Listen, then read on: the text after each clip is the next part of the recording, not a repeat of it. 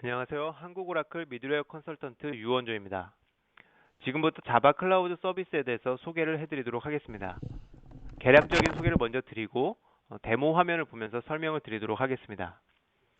자바 클라우드 서비스는 웹로직을 퍼블릭 클라우드에서 사용할 수 있도록 해주는 파스 서비스입니다.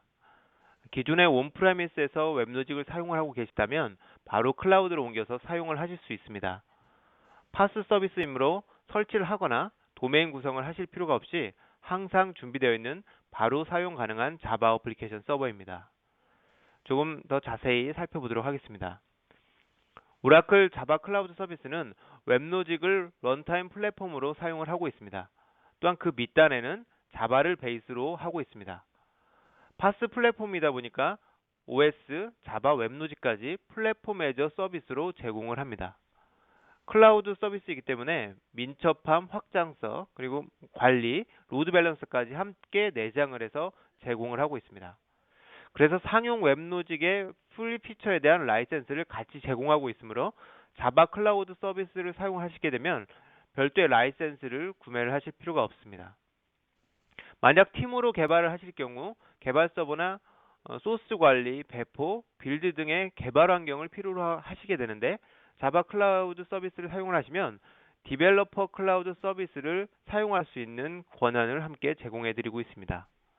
그리고 웹로직이 클라우드 상에 올라가 있는 것이기 때문에 온프레미스에서 사용하시던 소프트웨어를 그대로 클라우드에서 사용을 하실 수 있게 되는 겁니다.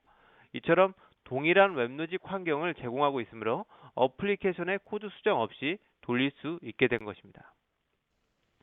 자바 클라우드 서비스는 여러 클라우드 서비스와 연관관계를 가지고 구성되어 있습니다. 자바 클라우드 서비스는 IaaS 컴퓨터 클라우드 서비스를 기반으로 사용을 하고 있습니다. 별도로 구매를 하실 필요는 없고 자바 클라우드 서비스를 구매를 하시게 되면 그 안에 같이 포함이 되어 연결이 되게 됩니다. 또한 데이터 저장을 위해서 데이터베이스 클라우드 서비스를 사용을 합니다. 이 부분은 별도로 구매를 해야 하는 클라우드 서비스면서 프리리퀴짓입니다.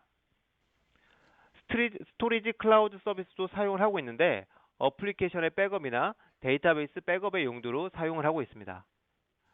그리고 팀 개발을 위한 플랫폼인 디벨로퍼 클라우드 서비스를 무상으로 제공을 하고 있습니다. 이처럼 4개의 클라우드 서비스와 자바 클라우드 서비스가 연관 관계를 이루고 있습니다. 주요 기능을 보시게 되면 웹 기반으로 관리 툴을 제공을 하고 있는데 가장 기본적인 것을 4가지 한번 나열해 보았습니다. 첫 번째로는 패치 기능. 저희가 제공하는 클라우드 포탈을 통해서 패치를 진행을 하시게 되는데 버튼 클릭만으로 파스로 제공되는 각각의 소프트웨어 스택을 패치를 할 수 있는 기능을 제공을 하고 있습니다. 두 번째로 백업도 클라우드 포탈을 통해서 진행을 하게 됩니다. 세 번째로는 필요시에 서비스 인스턴스를 늘리고 축소하는 그런 기능을 제공을 하고 있고 온디맨드로도 바로 가능합니다. 이 모든 것들이 서비스 콘솔을 통해서 웹 기반으로 제어를 할 수 있습니다. 자바 클라우드 서비스는 여러 개의 액세스 포인트를 제공을 하고 있는데 셀프 서비스라고 하는 클라우드 포탈을 제공을 하고 있습니다.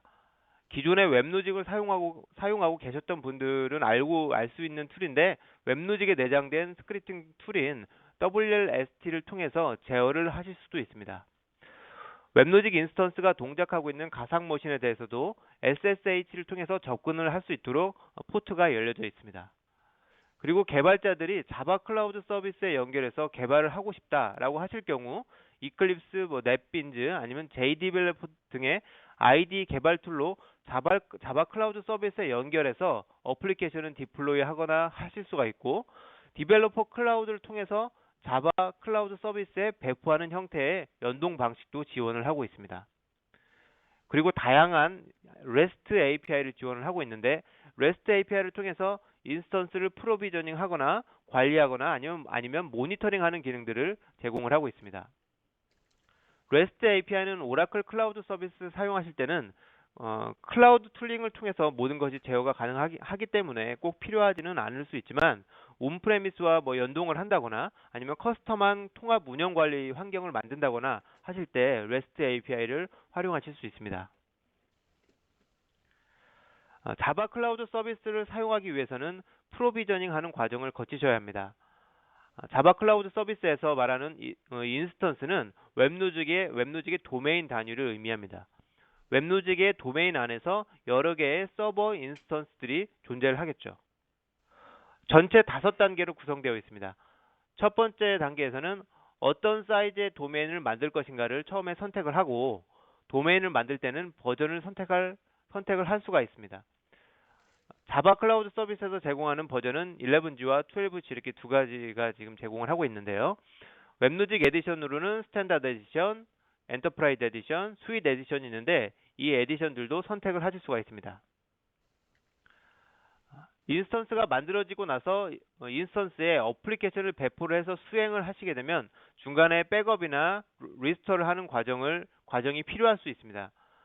특정 지점의 컨피그레이션을 백업을 하실 수 있는데 스케줄 방식으로 자동적으로 백업이 되거나 아니면 온디맨드로 하실 수 있습니다. 스케줄링은 일주일 단위로 풀 백업이 이루어지는데 원하는 요일과 시간을 변경을 하실 수 있습니다. 여기서 장점이 되는 부분이 백업을 수행을 할 때 연관되어 있는 데이터베이스까지 같이 백업을 할 수 있다는 점입니다. 그렇게 되면 동일한 시점에 연결이 돼서 웹로직 도메인 그리고 어플리케이션 그리고 데이터베이스까지 백업을 같이 수행을 하게 됩니다. 또한 자바 클라우드 서비스를 복원할 때도 연결되어 있는 데이터베이스의 내용까지 같이 복원을 할 수 있다는 점이 장점이 되겠습니다. 우측 화면에서 패치를 수행하실 수 있는데요. 패치는 가장 상단의 웹로직 서버부터 어플리케이션 프레임워크 그리고 JDK, OS, 클라우드 툴링 자체에 대해서 하실 수 있습니다. 각 레이어별로 해당하는 패치가 만들어지게 되면 화면에 보이게 되는데 원하는 시간에 해당 영역의 패치를 직접 진행을 하시면 되겠습니다. 패치를 수행한 후에는 수행하실 때는 먼저 백업이 이루어지고 패치가 진행이 되기 때문에 문제가 생겼을 경우 해당 그 백업 번호로 다시 리스토어를 수행을 하실 수도 있습니다. 인스턴스가 구성이 되고 나서 부하가 이렇게 변하게 되면 스케일링 인아웃을 하고 싶다라는 그런 요구사항이 있을 수 있는데 온디맨드로 스케일링 인아웃을 하실 수 있습니다. 확장하는 동안에는 서비스가 중지되거나 하지 않습니다. 자바 클라우드 서비스를 프로비저닝 하실 때 에디션을 선택을 하시게 되는데 이 중에서 스윗 에디션을 선택을 하시게 되면 인메모리 데이터 그리드 제품인 코이런스를 같이 사용하실 수 있습니다. 메모리 기반으로 분산해서 데이터를 저장하는 기능을 제공을 하고 있는데 와스와 데이터베이스 중간 영역에 위치해서 데이터베이스에 대한 부하를 경감을 시키거나 아니면 이벤트 프로세싱 그리고 웹로직의 세션, HTTP 세션을 저장하는 용도로 사용을 하실 수 있습니다. 자바 클라우드 서비스는 다양한 방법으로 접근을 하실 수 있습니다. 오라클 클라우드에 접근을 할 때 가장 먼저 접근하는 곳이 클라우드 포탈을 통해서 접근을 하실 텐데요. 이렇게 콘솔을 통해서 서비스 화면에 들어가게 되면 프로비저닝된 인스턴스를 보실 수가 있게 됩니다. 이 인스턴스는 기존의 온프레미스에서 사용하고 있던 웹로직과 완전히 동일한 버전을 제공을 하고 있습니다. 그래서 웹로직 어드민 콘솔이나 아니면 퓨전 미드럴 컨트롤을 통해서 동일하게 사용을 하실 수 있습니다. 또한 웹로직 서버가 실행 중인 버추얼 머신 VM에도 SSH로 접근이 가능하며 OS에 접속을 해서 웹로직의 스크립팅 툴인 WLST를 사용해서 웹로직을 제어하실 수도 있습니다. 아래에 보이는 이클립스 같은 개발 툴을 통해서 직접 접근하실 수도 있고 REST API를 통해서 제어를 하실 수 있습니다. 자바 클라우드 서비스 아키텍처를 잠시 살펴보도록 하겠습니다. 자바 클라우드 서비스에서 인스턴스로 된 부분은 하나의 웹로직 도메인을 의미합니다. 인스턴스가 지금 처음 하나가 만들어지게 되면 어드민 서버와 매니지드 서버가 같이 있는 VM, 가상 머신이 한 개 생성이 되게 됩니다. 그리고 추가로 생성되는 매니지드 서버는 VM 하나에 각각 한 개씩 생성이 되게 됩니다. 그리고 앞단에 로드 밸런서를 구성을 하시게 되면 오라클 트래픽 디렉터라고 하는 소프트웨어 로드 밸런서가 생성이 되게 됩니다. 이 트래픽 디렉터를 통해서 클러스터링된 웹로직의 매니지드 서버들의 부하가 분산이 되게 됩니다. 스케일 아웃을 하게 될 경우 트래픽 디렉터에서 자동으로 추가된 웹로직 서버를 인식을 해서 부하를 분산을 해주게 됩니다. 프로비저닝을 할 때 만약 웹로직 스윗 옵션으로 코이런스를 선택을 하시게 되면 아래와 같이 별도의 VM에 코이런스 서버가 구성이 되게 됩니다. 이 역시 스케일 인아웃을 하실 수가 있는데요. 어플리케이션 서버 티어와 이렇게 데이터 그리드 티어를 별도로 각각 확장을 하실 수 있게 됩니다. 만약 세션이나 캐시의 용도로 데이터 그리드를 사용을 하시면 용량이 부족하게 되면 그 데이터 그리드 영역만 확장을 하시면 되고, 어플리케이션 서버의 부하가 많은 것 같다라고 하시면 어플리케이션 서버만 별도로 확장을 하시면 됩니다. 프로젝트를 진행할 때 개발 환경을 구축하기 위해서는 하드웨어 OS부터 개발 환경에 필요한 소프트웨어를 모두 설치를 하고 그리고 구성을 해야 되는데 이게 쉬운 문제가 아닙니다.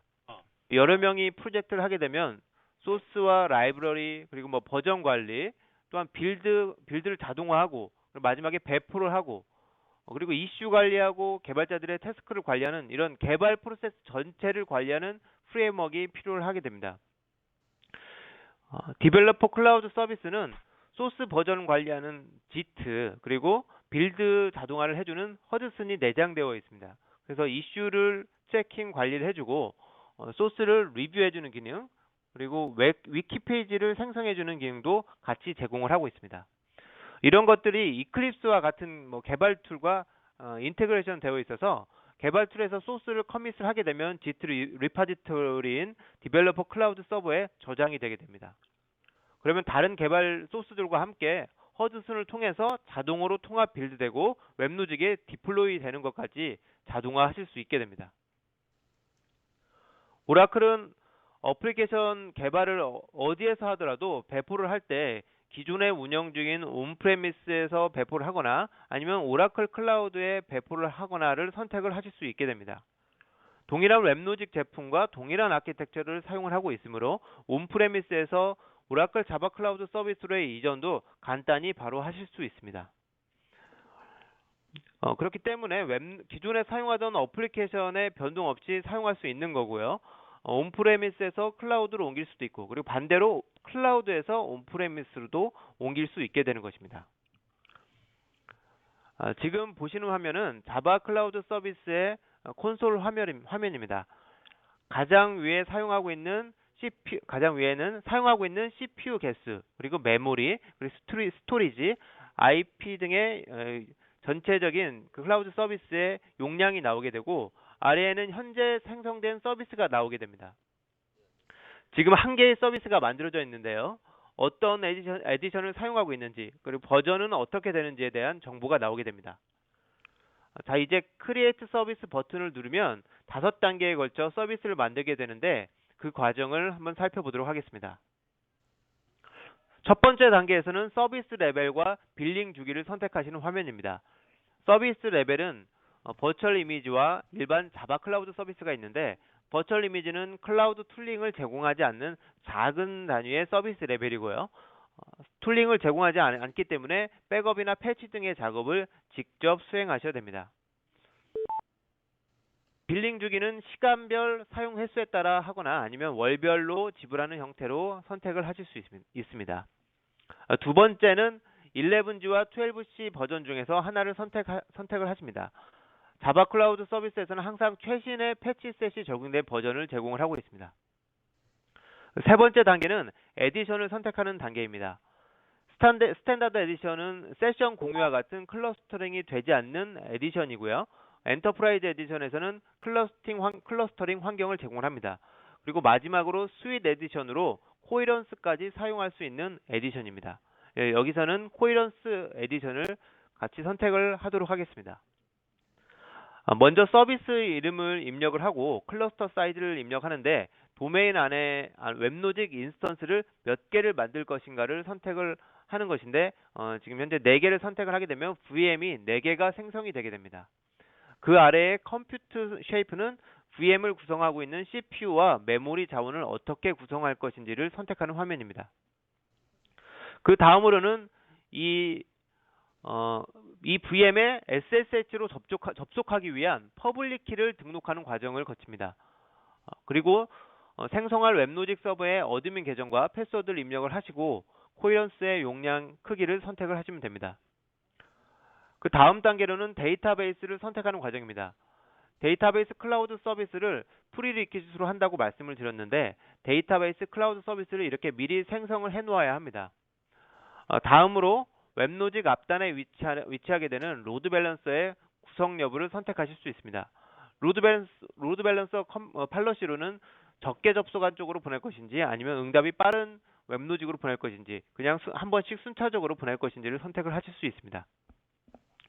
로드 밸런서에도 어떤 컴퓨터 쉐입을 사용할지를 선택하실 수 있습니다. 예상되는 트래픽에 따라서 적절한 CPU와 메모리를 결정하시면 되겠습니다. 다음으로는 스토리지 정보를 입력을 하게 되는데 스토리지 클라우드 서비스는 역시 프리리퀴짓으로 사전에 생성을 해 놓아야 합니다. 자, 이제 모든 정보가 입력이 되었습니다. 마지막 단계에서는 입력한 정보를 리뷰하는 화면을 제공을 하고 여기서는 크리에이트를 누르게 되면 서비스가 만들어지게 되는데 도메인이 바로 프로비저닝이 되게 됩니다. 이렇게 프로비저닝이 되게 되면 자바 클라우드 서비스 콘솔을 통해서 관리 및 모니터링을 하실 수 있습니다. 생성된 서비스를 클릭을 하고 들어가게 되면 오버뷰 화면에서 몇 개의 CPU 메모리를 사용하는지에 대한 정보를 보여주고 있고 VM이 어떻게 구성되어 있는지에 대한 정보를 보여줍니다. 3개의 VM으로 구성되어 있는데 어드민 서버와 매니지드 서버가 함께 있는 VM, 그리고 밑에는 코이런스 VM, 그리고 로드 밸런스 VM을 보여주고 있습니다. 각각의 VM이 CPU를 어떻게 쓰고 있는지, 그리고 메모리를 얼만큼 쓰고 있는지도 같이 보여주고 있습니다. 아래로 화면을 스크롤을 해서 보게 되면 내가 만든 서비스가 어떤 에디션인지, 어떤 버전인지, 언제 누가 만들어졌는지, 어떤 빌링 주기로 만들었는지를 보여주게 됩니다. 아래에 있는 어드미니스트레이션으로 탭으로 가게 되면 백업 패칭 그리고 로드 밸런스에 대한 구성을 변경하는 작업을 하실 수 있습니다. 기존에 백업되어 있는 리스트가 보여지게 되는데요. 자동적으로 백업이 된 건지 아니면 수동으로 직접 백업을 한 건지 백업한 파일이 어디에 위치하는지 구성 전체를 백업한 것인지 아니면 증가분만 백업을 한 것인지 혹은 데이터베이스와 같이 백업을 한 것인지를 아이콘으로 쉽게 구별을 하실 수가 있습니다. 백업 내용을 클릭을 하게 되면 백업에 대한 상세한 내용을 보실 수가 있게 되는데 DB가 같이 백업이 되면 DB 백업 태그를 여기서 확인을 하실 수 있습니다. 백업된 내용으로 복구를 하는 리스토어 기능과 개별적으로 삭제를 하는 기능도 제공을 하고 있고요. 자동 백업을 하는 것에 대한 구성을 변경하기 위해서는 컨피겨 백업스를 클릭을 하시면 되는데 일주일에 한 번씩 수행되는 풀 백업에 그 요일과 시간을 변경을 하실 수가 있고 매일 수행하는 인크리멘털 백업에 대한 시간을 변경하실 수 있습니다. 백업 나우 버튼을 눌러서 온디맨드로 원하는 시점에 백업을 직접 수행하실 수도 있습니다. 이제 패치에 대한 부분을 보여드리도록 하겠습니다.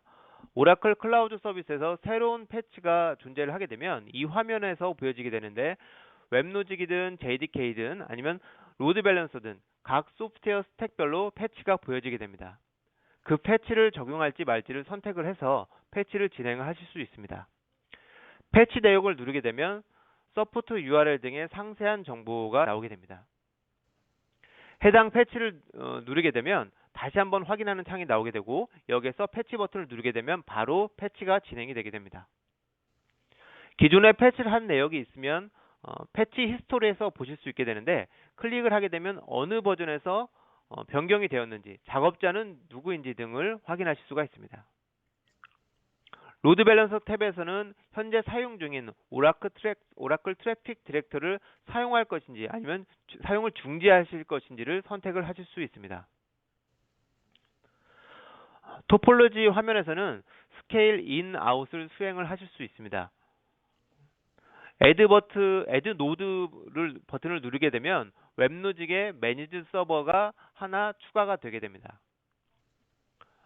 코이런스에 대한 데이터 티어가 독립적으로 스케일 아웃이 된다고 말씀을 드렸는데 오른쪽에 Add Capacity Unit을 클릭을 하게 되면 코이런스 VM이 추가가 되고 Remove Capacity Unit을 하게 되면 축소를 하게 됩니다.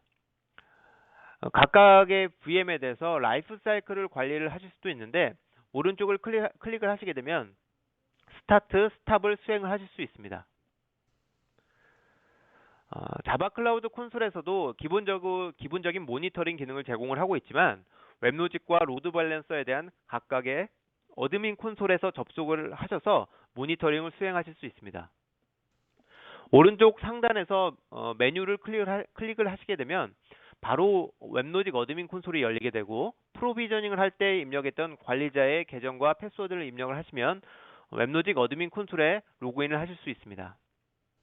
여기에서 서버 탭을 열어보게 되면 어드민 서버와 매니지 서버 1개 그리고 코이런스 인스턴스가 1개 이렇게 3개가 구성된 것을 동일하게 확인하실 수 있습니다.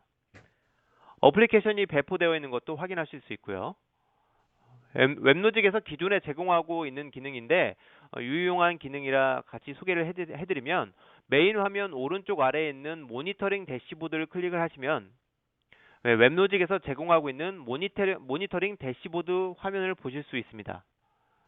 어플리케이션이나 서버의 스레드 수, 그리고 응답 시간, 흰 메모리 추이 등 웹로직에서 관리되는 모든 정보를 선택해서 사용자가 커스텀하게 만들어서 실시간으로 그 그래프를 확인하실 수 있습니다.